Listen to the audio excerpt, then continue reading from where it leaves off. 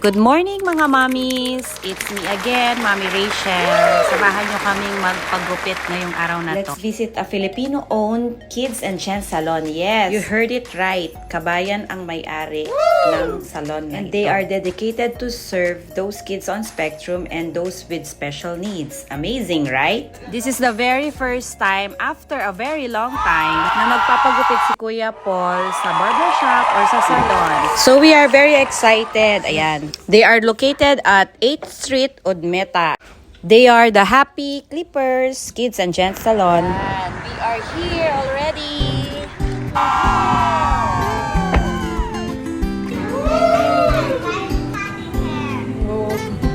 Gusto mo din ba? You like? Ha? Gusto mo you want to shorter hair now?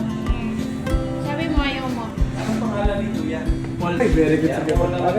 Oo nga po. Ano taon na? 7 po.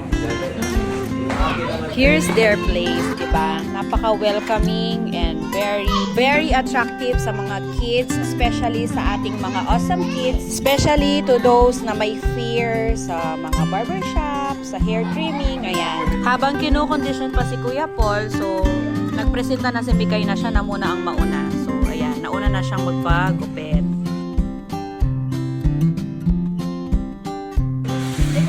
At ayan, finally, napapayag na natin si Kuya Paul na magpagupit. So, ayan, may resistance kasi ayaw niyang umupo sa chair.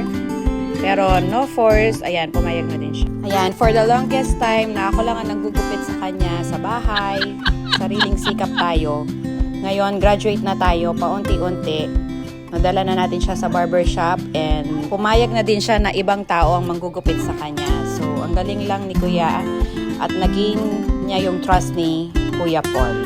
At ayan, ang mami nyo, very supportive and very active sa participation. Best in recitation ng lola nyo dyan. Ano lang kayo, nalimutan ako. Assistant barber. Dati kasi ako yung ano eh. Yung main. Main hairdresser ka dati. Kuya, we will go again here next week. Next week again, next month, mami. Hindi next month. Dapat mas madalas para masanay siya. Latest is every 2 weeks. No, Kuya.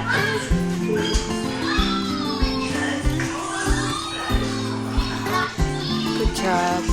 Galing. Galing. Matagal ka na nagugupit, kuya, ng ano, mga nag-resist. Liligawan mo talaga, no?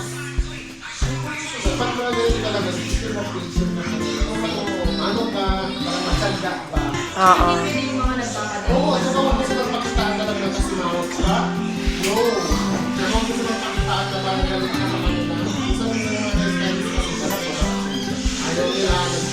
Ayan, at may na-realize na naman tayo. So, sa journey nating to, kahit mahirap, may mga taong ipapadala si Lord para makatulong sa atin. At dadalhin niya tayo sa tamang lugar at sa tamang panahon. Sabi nga, there is a perfect time and a perfect place God has prepared for us in everything. So, ayan, ito, matagal naming hinintay, matagal naming hinanap kasi ayaw namin na mahirapan si Kuya Paul at ayaw naming ma-reject na sabihin nila sa amin na hindi nila kayang i-handle si Kuya. This is a perfect place for him to have his haircut. So, very happy kaming dalawa ni Daddy sa experience naming ito.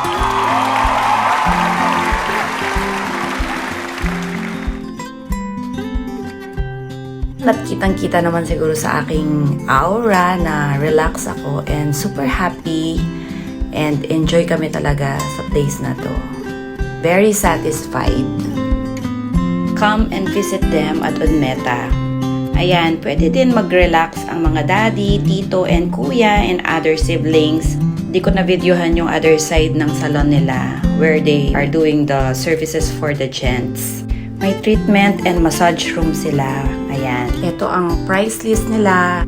And by the way, free ang haircut ni Kuya. Hi guys, it's nice and good for kids. They can also cut adults. And this is also Ate Ditay's first official haircut. And she really loved and enjoyed her experience. Thank you, Happy Clipper. Thank you for watching till the end. This is a definitely awesome approved and Mikay approved experience. Till next time. Bye!